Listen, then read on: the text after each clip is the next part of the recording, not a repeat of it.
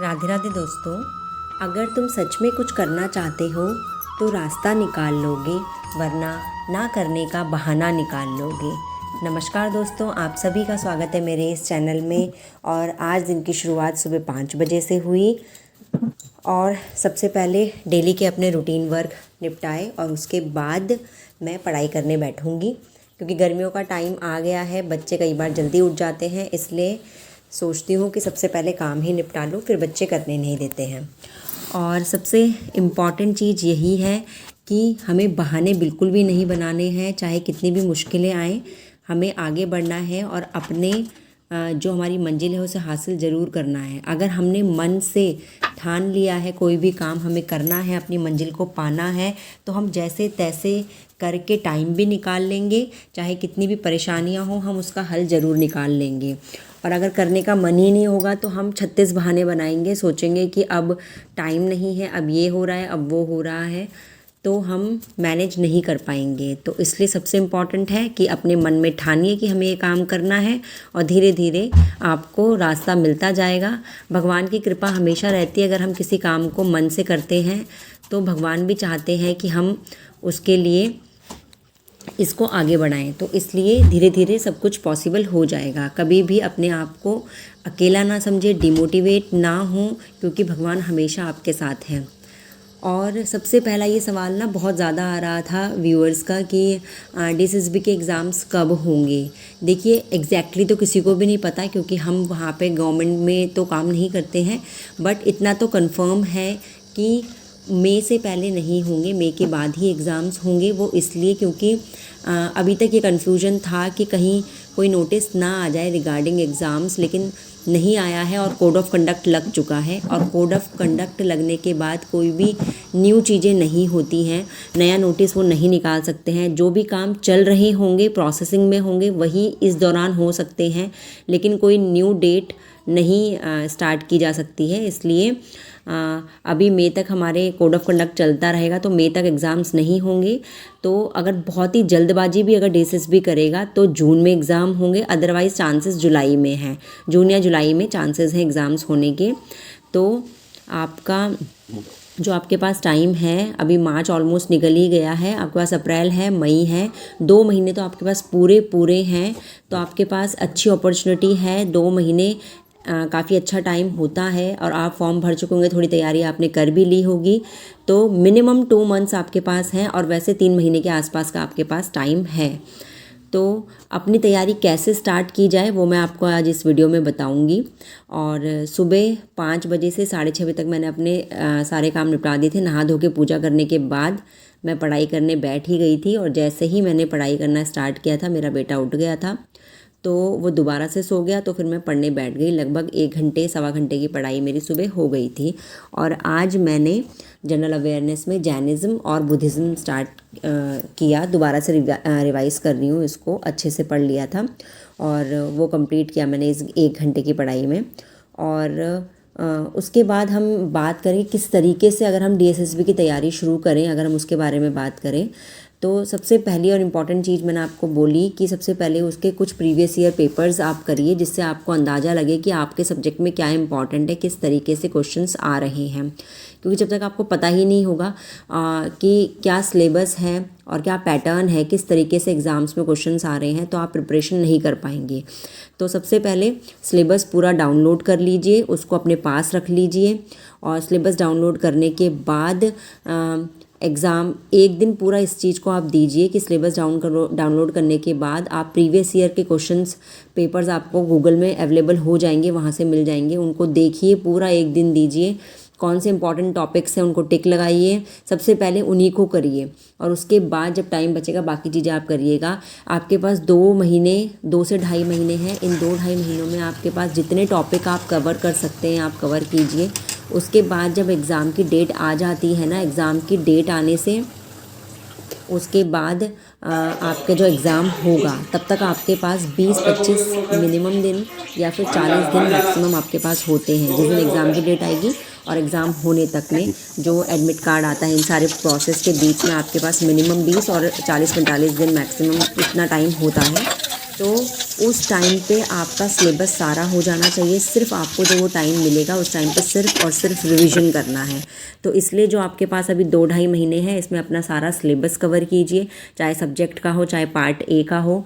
और जब ये पूरा आपका सिलेबस हो जाएगा उसके बाद आपको जैसे ही आपका डेट आएगी कि एग्ज़ाम इस दिन आपका है, तो तब आपको सिर्फ और सिर्फ रिवीजन करना है। क्योंकि रिवीजन अगर हम नहीं करेंगे, जितना भी नया आप पढ़ लो आप सब भूल जाएंगे एग्ज़ाम टाइम पे। तो आपको ये स्ट्रैटेजी बना के चलनी है कि 2-2.5 महीने के अंदर मुझे अपना सिलेबस कवर करना है। उसी अकॉर्डिंग आप अपनी तैयारी कीजिए, टाइम दीजिए अपनी स्टडीज़ को। तो ये आपको रखना है। तो आपको मैंने 2 चीज़ों के आंसर्स दे दिए हैं कि किस तरीके से आप तैयारी अपनी शुरू करें, और दूसरी चीज़ आपके एग्ज़ाम्स कब होना पॉसिबल है। उसके साथ ही क्वेश्चंस व्यूअर्स के आ रहे थे कि यूके जो एलटी का जो फॉर्म है, तो सबसे पहली चीज़ कि यूके एलटी का जो फॉर्म है वो उत्तराखंड वाले ही भर सकते हैं, क्योंकि इसमें डोमिसाइल मांगा हुआ है, उत्तराखंड निवासी ही इसको भर सकते हैं। तो इसका जो कैसे हम तैयारी करें, क्योंकि न्यू पैटर्न आ गया है अब। जो पहले पैटर्न था उसमें क्या होता था कि 70 मार्क्स का सब्जेक्ट होता था और 30 मार्क्स का टीचिंग एप्टीट्यूड होता था। तो अब पैटर्न इन्होंने 50-50 का कर दिया है। 50 मार्क्स का सब्जेक्ट है और 50 मार्क्स में वही सब चीज़ें हैं जो पार्ट ए डीएसएसबी में आती हैं। तो रीजनिंग हो गया और साथ में जनरल अवेयरनेस हो गया, टीचिंग एप्टीट्यूड हो गया। तो वो सब चीज़ें आ रही हैं 50 मार्क्स में। तो अब तैयारी कैसे करें, क्योंकि बच्चे अभी तक यही सोच रहे थे, सारे जितने भी एस्पिरेंट्स हैं वो सब यही सोच रहे थे कि पिछले वाला पैटर्न ही होगा, तो उसी हिसाब से तैयारी की जा रही थी। तो देखिए, अगर आप उस हिसाब से भी तैयारी कर रहे होंगे तो अपना पॉजिटिव एटीट्यूड रखिए। सिलेबस सिर्फ और सिर्फ आपके लिए चेंज नहीं हुआ है, सबके लिए, जितने भी एस्पिरेंट्स हैं यूकेएलटी के उन सबके लिए चेंज हुआ है। तो सबको ये न्यू इन्फॉर्मेशन मिली है, तो इसमें डरने वाली बात नहीं है। जितना इफेक्ट आपको पड़ा है उतना दूसरे को भी ये इफेक्ट पड़ेगा। तो इसलिए अगर आप अपने सब्जेक्ट की तैयारी कर रहे होंगे तो 50 मार्क्स की तैयारी तो आपकी ऑलमोस्ट है ना, फिर भी तो 50 मार्क्स बचे हैं। उसमें टीचिंग एप्टीट्यूड अगर आप कर ही रहे थे तो बाकी रीजनिंग, जनरल अवेयरनेस वगैरह आपको करना है, वो धीरे धीरे हो जाएगा। तो उसके लिए आप तैयारी कर सकते हैं। और फिर दिन में मैं पढ़ाई करने के लिए बैठी थी, और दिन में पढ़ाई में मैंने कुछ इंपॉर्टेंट थ्योरम्स, कैले थ्योरम्स हो गई, ग्रीन्स थ्योरम हो गई, ये सारी थ्योरम्स मैंने की थी, क्योंकि मैंने पैटर्न देखा था डीएसएसबी के पेपर में कि ये बार बार आ रहे हैं। तो ये मैंने इनके नोट्स बना लिए थे। कुछ थ्योरम्स ही जो बार बार पूछी जा रही थी, नोट्स बना लिए थे। और फिर शाम को नॉर्मल काम किया कि मैं जितना हो सकता है मैं पॉसिबल 1-1:30 बजे तक दिन में सारा खाना पीना, बर्तन वगैरह सब निपटा देती हूँ। और उसके बाद जैसे ही मेरे बच्चे सोते हैं तो लगभग 1 घंटा 2 घंटा जो भी वो सोएंगे, फिर मैं उस टाइम पे बिल्कुल कोई और सारे काम छोड़ देती हूँ। वैसे तो पॉसिबल ही मेरे सारे हो जाते हैं उस टाइम पे काम, लेकिन अगर कोई बचता भी है तो मैं सोचती हूँ कि जब बच्चे जगेंगे तभी करूँगी, क्योंकि जब बच्चे सो रहे होते हैं तो वही टाइम है जो हम कंसंट्रेशन से पढ़ाई कर सकते हैं। तो उस टाइम पे पढ़ती हूँ, और फिर जब बच्चे जग जाते हैं तो उनके साथ खेलती भी रहती हूँ, और साथ साथ में मैं अपने काम भी कर ही रही हूँ। कपड़े वगैरह फोल्ड कर रही थी मैं। और फिर उसके बाद बालकनी में ले जाके उनको खिलाया, और साथ साथ में मैं अपना पढ़ती भी रहती हूँ, क्योंकि जो लर्निंग पोर्शन है वो आप साथ साथ में बच्चों के साथ कर सकते हो। जैसे मैं वोकैब याद करती हूँ इंग्लिश की, तो मैं उनके साथ खेलते खेलते याद कर लेती हूँ, क्योंकि वोकैब में क्या है ना कि जितना ज़्यादा आप उनको पढ़ेंगे स्पीड में उतना ही ज़्यादा आपको याद होगी। तो मैं अपना वोकैब लेके बैठ गई थी बालकनी में, और बच्चे खेल भी रहे थे और मैं अपना वोकैब भी याद कर रही थी। तो देखिए, आपको टाइम ना ऐसे मिलेगा नहीं, आपको टाइम चुराना पड़ेगा। आप ये मत सोचिएगा कोई सेपरेट टाइम कोई भी नहीं देगा आपको। अगर आप हाउसवाइफ हैं तो आपको टाइम ऐसे ही चुराना पड़ेगा, छोटी छोटी चीज़ों से टाइम चुराना पड़ेगा। चाहे आप खाना बनाते बनाते कोई वीडियो देख लीजिए, ठीक है। आप सोचेंगे कि कंसंट्रेशन नहीं बनता है, तो आपको 10 चीज़ें बताएंगे तो उसमें से 2 तो याद रहेंगी ना। कुछ ना करने से बेटर होता है कि कुछ कर लिया जाए। तो कभी भी ये मत सोचिए कि अगर मैं खाना बनाते बनाते कोई वीडियो चला रही हूँ तो मुझे याद नहीं होगा ढंग से। तो कई बार सुनते सुनते देखते देखते ना हमें 10 में से 2 चीज़ें तो याद रह ही जाती हैं। तो ये सब चीज़ें आपको देखनी पड़ेंगी। फिर आपने देखा ही कैसे मैं अपने बच्चे के नेल्स कट कर रही थी, ठीक है। छोटे छोटे काम ना कामों में नहीं गिने जाते, बट बहुत टाइम भी लेते हैं, और साथ ही मतलब मज़ा तो आता ही है बच्चों के साथ। देखिए, मैं एंजॉय करते करते ये काम करती हूँ। कितना जितना आप फ्रस्ट्रेट होगे ना चीज़ों से, उतना आपको मेंटली और प्रेशर देगी। तो इसलिए कामों को ना आपको हमेशा एंजॉय करके करना चाहिए, क्योंकि जब आपको वो काम करना ही है तो क्यों उसके लिए फ्रस्ट्रेट होना है, मेंटली अपने आप को टॉर्चर करना है।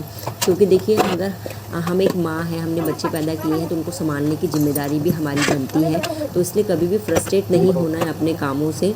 आप धीरे धीरे सब कुछ मैनेज हो जाएगा। कभी भी अगर हम फ्रस्ट्रेट होंगे तो वो मेंटली हमारे मेंटल हेल्थ को इफ़ेक्ट करेगा, और मेंटल हेल्थ को अगर इफ़ेक्ट करेगा तो हम अच्छे से कभी भी स्टडीज़ नहीं कर पाएंगे।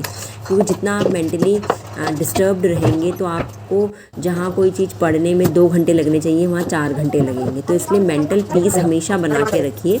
फ़िज़िकल हेल्थ के साथ साथ मेंटल पीस भी आपको हमेशा बना के रखना चाहिए। रात में फिर मैं अपने सारे काम निपटा रही थी। मैंने खाना वाना खिला दिया था, फिर मैं अपने बच्चे के लिए फ़ूड बना रही थी, दलिया बना रही थी। तो उसमें मैं जितनी भी वेजीज़ होती हूँ वो बारीक बारीक काट के डालती हूँ कि जिससे उसको वेजीज़ भी मिले। तो ये सारे काम मैंने निपटा दिए थे, और रात में मैं पॉसिबली कोशिश यही करती हूँ कि 8 साढ़े 8 बजे तक मैं अपना सारा काम फटाफट निपटा लूँ। अब नया रूटीन स्टार्ट किया है, मेरे हस्बैंड भी इसमें मेरी हेल्प कर रहे हैं। देखिए कई बार ऐसा होता है कि आपको हेल्प मांगनी पड़ती है, क्योंकि खुद से कोई जल्दी से प्रेफर नहीं करेगा बोलना। तो आप अगर जिनको आप अपना मानते हैं, समझते हैं, उनको प्यार से बैठ के समझाएंगे तो वो समझ जाएंगे। मैंने भी अपने हस्बैंड से बात करी कि मेरे को टाइम नहीं मिल पा रहा है पूरे दिन में, कभी 2 घंटे कभी 3 घंटे, इतना ही पॉसिबल हो पा रहा था, टाइम नहीं हो पा रहा था मैनेज। मैक्सिमम से मैक्सिमम कभी होता था तो 3 से साढ़े 3 या 4 घंटे हद से हद लगा के होते थे, तो नहीं पॉसिबल हो पा रहा था। तो मैंने उनको बोला कि मैं 8 बजे तक अपना काम सारा निपटा दूंगी, क्योंकि शाम के टाइम उनका भी ऑफिस निपट जाता है। तो फिर इसलिए फिर उन्होंने कहा कि ठीक है। मैंने कहा 8 बजे या साढ़े 8 तक मैं निपटा देती हूँ। आज साढ़े 8 बज गए थे, तो 8:40 से मैंने अपना पढ़ना स्टार्ट किया था। तो अगर मैं साढ़े 8 बजे भी स्टार्ट करती हूँ तो 9:30 साढ़े 10 11 बजे तक भी पढ़ूंगी तो भी मेरी 2 ढाई 3 घंटे की रात की स्टडी हो सकती है। तो यही चीज़ मैंने उन्हें समझाई, तो उन्होंने कहा कि ठीक है मैं मैनेज कर लूँगा, मैं देख लूँगा बच्चों को।